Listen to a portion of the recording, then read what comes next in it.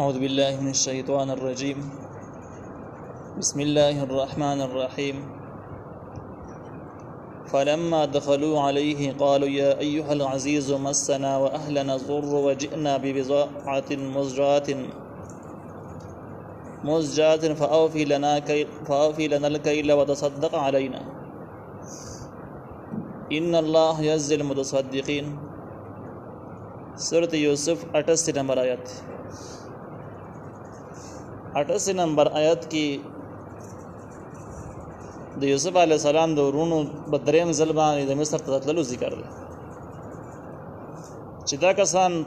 د یعقوب علیه السلام د نصیحت او د هغه د وینا مطابق مصر ته بدریم ځل باندې لاړل او د دې سره سره دا ذکر دی چې دوی کوم سامان ځان سره وړو بدریم ځل د غنمو اخیستلو لپاره هغه سامان ډیر زیات کم او هغه دغه غنمو قیمت دغه نه جوړېد. نو دوی الته کې یوسف علیه السلام ته ډېر فریاد هم خپل وکړو، خپل کمزوري او مجبوري ته بیان کړله. او د دې سره به دا ذکر شي چې دغه د بدریم ځل باندې یوسف علیه السلام او درونو یې صحیح ملاقات او پیژنګلو هم وشول. الله تعالی وی فلما دخلوا علیه، هر کله چې دوی داخل شو په یوسف علیه السلام خواته په دریم ځل باندې، قالوا ندوی ویل یا ایها العزیز، ای بادشاه، مسنا رسیدل د مونږ ته و اهلنا او زمونږ د خاندان خلکو ته الضر تکلیف نه مراد قاصاری د جستحقات ته غربت ته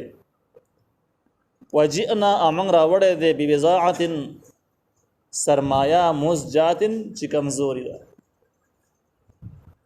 فاوفي لنا الكيل، نو پورا راکه مونږ ته پیمانه ملک بالا څه غنم پورا راکه دوخ بار را برابر ک اگر چې زموږ څه قیمت اشته دینه دومره وتصدق علينا او لحاظ وک زمن ان الله يجزي المتصدقين، یقین الله تعالی بدلا ور کوي لحاظ کوونکو. در آیات مبارکات لفظ ترجمه شو. د دې حاصل دا دی چې ورونه یې بدریم زربانی یوسف علیه السلام خواته راغلو، خپل د عاجزي ورته پیش کړل. او دریم ځل باندې د دوی د راتګ اصلي مقصد چې کومونه هغه یوسف علیه السلام بنیامین پیدا کولو کتلو او د هغې نه وروسته یهودا ځان سره روانول او کنعان ته بوتلل، دا د دوی غټ مقصد و. لیکن د دې سره سره دوی په دې خبره باندې پوهېدل چې بنیامین خو یقیني د عزیز مصر سره ګیر شوی دی، پسه او د ناوړو په دې پسې لاړ شو ځکه ځای معلوم دی او مشورې په دې باندې وکړه. د جوار به ورشو یوسف علیه السلام عزیز مصر بادشاه ته به دی خو نه پېژانده چې یوسف علیه السلام دی، نو د مصر بادشاه ته به اول خپل فریاد وکړي، خپل عاجزي به ورته وړاندې کړي، بیا به د طبیعت ته وګورو چې که طبیعت یې ښه و بیا د بنیامین ذکر به ورته وکړو، که طبیعت یې ښه نه و غریب به ترې روان شو بیا. نو چې کله دوی راغله نو اول یې خپل فریاد وکړو، د غنمو باس یې راواغست، د غلې باس یې راواغست، په دې سره خپل عاجزي ورته وړاندې کړله. کوشش یې کاوه چې د عزیز مصر یعنې د یوسف علیه السلام زړه نری کړي او دا ورته هم اندازه وه چې د عزیز مصر زړه ډېر زیات رحمدله دی، رحم یې زر راځي. نو په دې وجه باندې دوی هم د هغه طبیعت ته ګوري او هم ورته خپل فریاد کوي دې دپاره چې بنیامین ته لاره جوړه کړي، دغه درخواست وړاندې کړي. نو دوی داسې وویل چې رسېدلې ده موږ ته او زموږ د خاندان خلکو ته تکلیف، دې نه مراد تکلیف نه مراد قاصاري ده، جسحقات، او موږ راوړی د سامان سرمایه مزجات چې ډېره کمزوري ده. اوس دا به دې څه شی راوړی غنمو پسې دې کریله. دې کې دوه اقوال مشهور دی. یو قول دا دی چې دا داسې درهمونه و چې چلېدل نه، لیکن دا قول کمزوری دی ځکه چې کومې پیسې نه چلېږي نو هغه سودا دپاره نه وړي، دا خبره ښکاره واضح. صحیح قول دا ده چې دا د کور سامان و، عام لوښي او داسې دا نمونه سامان چې کوم کور کې خلک استعمالوي او دی وړي د کور د استعمال سامان په دې بیر به غنمو پسې. په دې کې دوه حکمتونه، یو دا چې د پیسې واقعي چې پیسه موجوده نوره نه وه، او دویمه دا وه چې یوسف علیه السلام ته خپل عاجزي پیش کوله په دې طریقه باندې. دا قول صحیح قول دی. اگر چې په دې کې دریم قول دام دی چې بضاعت مزجات په سرمایه لږه سر ناقص سره، یعنی قیمت یې وړی او پیسې وړی وي خو پیسې د غنمو دپاره نه پوره کېدلې لګې وي. فاوفي لنا الكيل، نو پوره راکړه موږ ته پیمانه، پیسې لګې دي سرمایه کمه ده کمزوري ده، دومره غنم به نه کېږي لیکن دې پوره راکړه. وتصدق علينا ولحاظ وکړه زموږ، رعایت وکړه زموږ. تصدق په معنا د صدقې سره نه دی، ولی ځکه چې د پیغمبرانو اولاد ته صدقه ورکول ناجایز دي او دا یوسف علی السلام رونه دی یعقوب علی السلام زامن دي نو تصدق معنی دا د چې لحاظ وکړه زمون رعایت وکړه زمون سره پیسې لګي دي موږ د دې مستحق نه یو خو لحاظ موږ نو لحاظ او رعایت کول بس سودا کې دا خو جایز دي د هر چا سره ان الله یقینا الله تعالی یجزي المتصدقین بدلا ورکي لحاظ کوونکو ته کم خلک دکانداران او سوداګر چې په سودا کې د غریبانو لحاظ کوي رعایت وسره کوي الله تعالی ولا بدلا ورکي پورا بدلا ولا ورکي دا معنی به د وجه معنی کې چې تصدق په معنی د خیرات سره واخلي نو دوه نقصان پیدا کوي یو نقصان دا دی چې د پیغمبرانو اولاد معنی صدقه کول ټیک نه جایز نه دي پیغمبرانو اولاد د پاسه صدقه استعمالول ناجایز دي او دویمه خبره دا ده چې دوی صدقه مطالبه وکړه نو صدقه خپل ځان د پاره غوښتل دا سوال حرام دی ناجایز دی صدقه د بل چا د پاره غوښتل دا چاندار جایز دی او ځان د پاره غوښتل دا سوال له ناجایز دي نو دغه دوه لحاظونو د وجه په معنا کې به احتیاط کوئ د صدق په معنا د لحاظ او رعایت سره دی دا هغه کمزوري و چې کم د رونو یوسف علی السلام ته پیښ کړه عجزي او ته پیښ او ردی ذکر قرآن هم کړی دی یو بل واقع چې کم تفسیر مظهری او تفسیر قرطبی نقل کړی دا د عبد الله ابن عباس رضی الله عنهما په حواله سره هغه و چې دې پاره د یعقوب علی السلام یو خاتم ځان سره وړو او د خدغه مضمون په کې هم لیکته خط کې دې لیکلیو چې هاذا من یعقوب علی السلام ابن اسحاق علی السلام چې دا خط د یعقوب علی السلام چې یعقوب علی السلام په صفی الله سره مشهور دی لقب دا یعقوب علی السلام چې لقب صفی الله د هغه طرف نه او ولزه د یعقوب علی السلام اسحاق علی السلام چې کوم ذبیح الله باندې مشهور دی او ذبیح الله لقب لري دا هغه زوی یما او اسحاق علی السلام دا د ابراهیم خلیل الله زوی دی خپل سلسله په کې لیکلی و دا غینه بعد لیکلی چې دا خط عزیز مصر ته د میلاو شي او عزیز مصر ته بده کې درخواست دا د جمهور د یو خاندان یو چې ټول عمر لا په سخت کړهونو امتحانونو کې ژوند تیرو دی وای چې په دې خط کې دنه لیکلی چې اول نمبر ابراهیم علی السلام باندې د نمرود طرف نه درون امتحان ناغه ورته گزار او دا غي نورسته په اسحاق علی السلام امتحان ناغه دغه باس به ان شاء الله پر ذکر راشي او د اسحاق علی السلام نورسته په ما باندې درون امتحان ناغه چې زما اغاز وې چې ما ته ډېر ګرانو د سوریت کال رئیس لا پته دی او دغه نورسته چې کوم دی راغي کشر رور بنیامین چې ما به زما خدمت به کا زما خوخو هغه هم تا ونیو د غلا په الزام کې حالانکه موږ د پیغمبرانو اولاد موږ د غلا ولا خلق نه یو خو بده نه پوهیږي تاسو څنګه گرفتار نو عبد الله ابن عباس رضی الله عنهما لیکي تفسیر مظهری او تفسیر قرطبی په حواله سره شکر دا خط یوسف علی السلام ولوستو یوسف علی السلام اوار ور پیدو او د سخت ور پیدلو نه بعد hebat پیراغه او د hebat نه بعد بجړاش سخه و جوړلو او د هغې نه بعد چې کم دینو رونو ته یو ویل چې هل علمتم ما فعلتم بيوسف آیا کارونه ته یاد دي چې کم د یوسف علی السلام ستاسو کړیو واخیه د هغه ورور سم کړل چې د مایات کې مضمون روان دي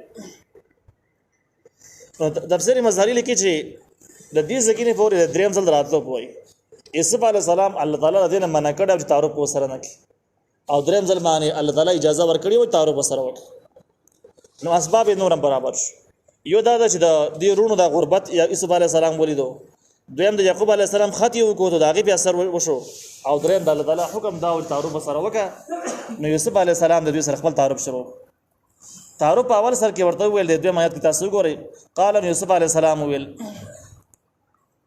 هل علمتم ما فعلتم بيوسف آیا تاسو ته معلوم دي هغه کارونه چې تاسو کړی د یوسف علی السلام سره واقعي د هغه د روډ سره اذ انتم جاهلون په وخت تاسو جاهلان وای زده کینی لیونی کړی وای او درونو بارا کې هم د سوچونو او اقدامات تاسو کول اوس دا مینه چې یوسف علی السلام وکړه نو دارونه اول حیران شو hebat واخست او سرونه ښکته کړل تفسیر ماره په قران وایي چې انتهایی hebat واخست سرونه ښکته کړل چې د مصر بادشاہ ته د یوسف علی السلام صفته ده او زمونږ د قصو ته صفته ده او د بنیامین د قصو ته صفته ده دا وته چا ویلو سرونه ښکته نیول سوچ کا او دا کوم ځای نه خبر شو بیا ذهن کار وکړ چې ګوره یوسف علی السلام خوب لیدل او چې دا پیغمبر کیږي ګټه مرتبه وته الله تعالی ور کوي او دا رونه مور پلار به د هغه تعظیم او احترام د پر راضي اسنه چې دغه یوسف علی السلام مصر ترغله یو د مصر بادشاہ ته نه جوړ شوی ځکه خوب خبر اشتیا کېږي خامخا یو ځل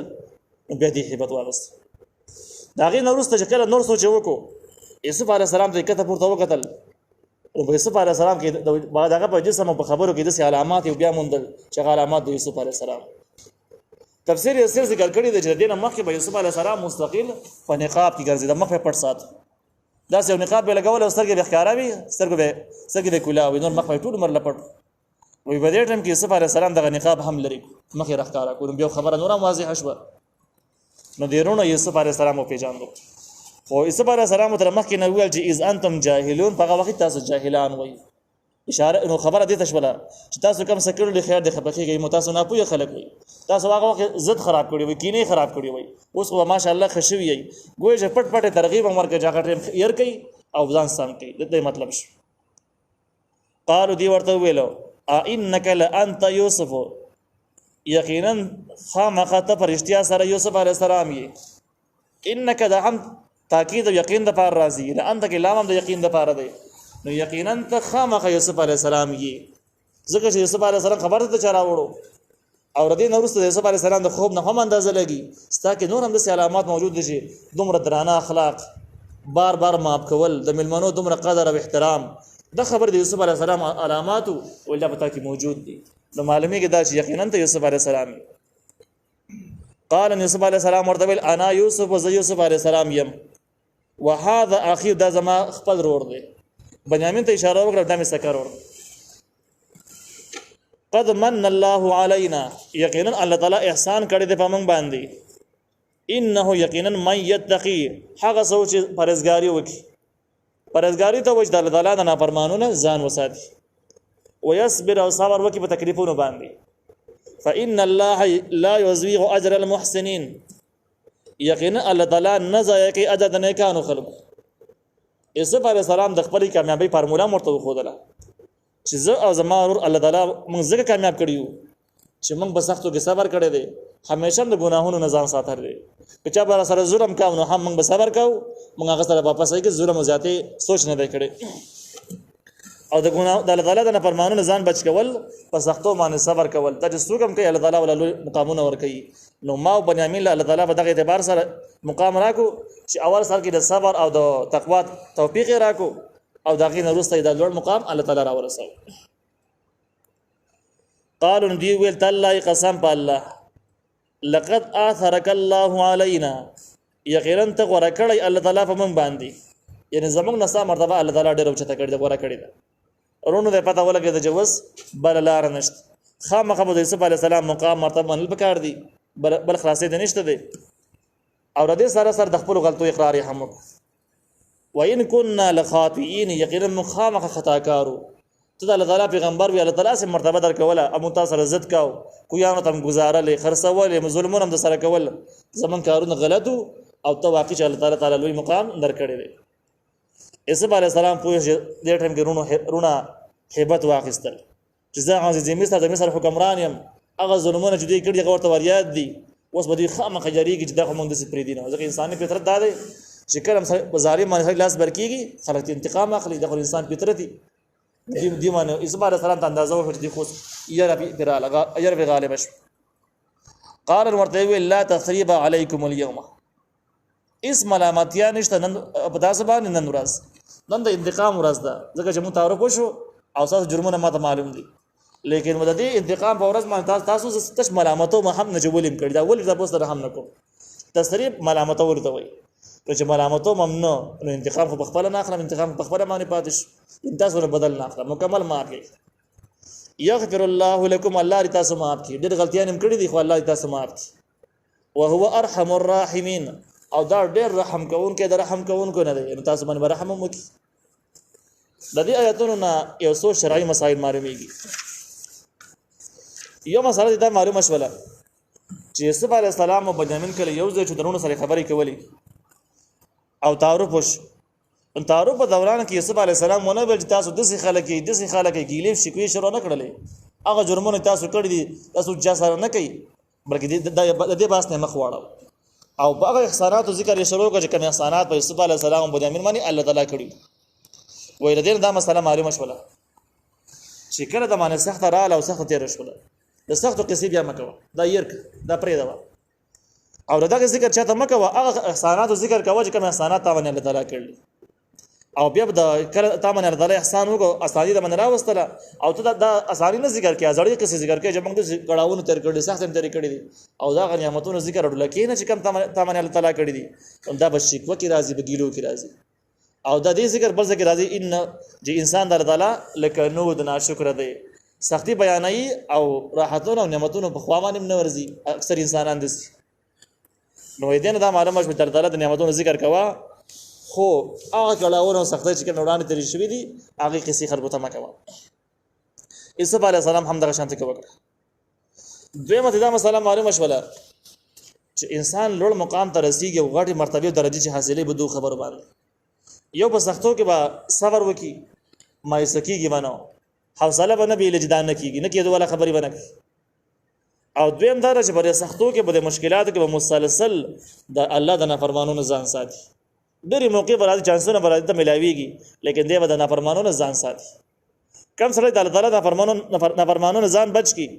او سختو باندې صبر وکړي نو الله تعالی ولا خامخه لوی مقام ورکړي لازم ولا مقام ورکړي په اخر کې همدغه فارموله عیسی علیه السلام ذکر کړل چې په دې وجه الله تعالی مو د مقام تر ورسولو لیکن دې ځکه کې یو سوال دا دی چې یاره عیسی علیه السلام ویل چې کم کسان تقوا اختیار کوي صبر کوي الله تعالی اجر نه ضایع کوي نو ځکه موږ دې مقام تر ورسېدو نو دې خمانه دا شو چې موږ صبر هم کړی تقوا هم کړی او دا خپل ځان صفائی بیانول دي خپل ځان مدح بیانول دي او ردین قرآن منع کړل چې فلا تزکوا انفسکم خپل ځانونو تزکیه او صفائی ما بیانوي خلکو ته الله تعالی به بیانې ک تاسو کې زیو تاسو ما بیانوي د دې جواب تفسیر قرطبي کړی دی او تفسیر قرطبي وایي چې اصل کې د یوسف علی السلام مطلب دا نه و چې موږ پرهیزګاران یو موږ صبر کړی دي بلکې یوسف علی السلام دغه مضمون ذکر کړي چې الله تعالی مو ته صبر توفیق راکو د پرهیزګاری توفیق راکو دا غینه بعد الله تعالی مو دې مقام ته ورسولو د الله تعالی د نعمتونو ذکر شو الله تعالی احسانات را یادول شو او د خپل ځان صفائی نه ده دویم سوال دې ذکر کې دا راځي هغه وخت موږ دغه بحث وکړو چې وتصدق علینا په موږ باندې صدقه وکړه او صدقه کول په پیغمبران په اولاد باندې ټیک کار نه دی لیکن امام مجاهد رحمه الله قول دا چې د دې امت خصوصیت دی چې د دې امت په پیغمبر اولاد له صدقه نه ورکي هغه نه جایز او دی و چې مخکینی امتونو کې دا جایز نو بده وجه امام مجاهد هم د قمانه کوي چې وتصدق علینا خیرات وکړه په موږ باندې خیرات شي په کې ابراک پیسې هم کمی دي او زمونږ هغه ایسه غنم قیمت نه پوره کیږي لیکن د څه وکړه صدقه واخله او سبکه را لاسه راکې خیراتی را راکې او دی وی امام مجاهد رحمه الله وی چې مخکې پیغمبرانو په اولاد باندې صدقه کول جایز دي کې ناجایز دي نو په دغه طریقه باندې خو سوال حل شو لیکن باقی علما په دې باندې چې نه مخکې دا اتفاقی مسله ده مخکې شریعتونو کې هم د پیغمبرانو اولاد صدقه ورکول ناجایز او په دې امت کې هم ناجایز دي بیا دغه خلک یې معنی دا کوي صدق علینا معنی دا کوي رعایت وکړه زموږ سره لحاظ وکړه زمونږ دغه معنی اخلي او دا معنی صحیح او مضبوطه معنی ده ځکه کله چې صدقه مخکینی امتونو د پاره جایز شي اگر څنګه د امام مجاهد رحمه الله رائے ده نو داږي کې به بل سوال دار ولاړیږي چې دی ول صدقه وکړه په منګ باندې او ځان د پاره د مطالبه صدقې دا سوال کې راځي او سوال حرام دی داږي جواب بیا به دوی سره موجود نه دی نو معلومه کې دغه معنا خپل دا ټیک کار نه